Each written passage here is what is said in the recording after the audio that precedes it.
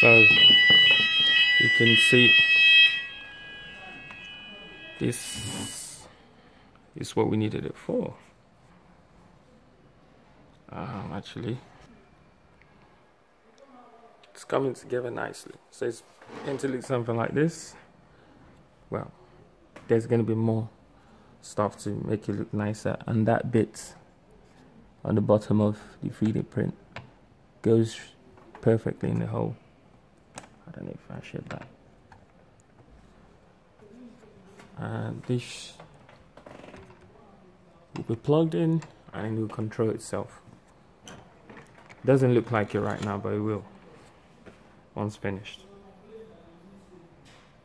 We need more parts.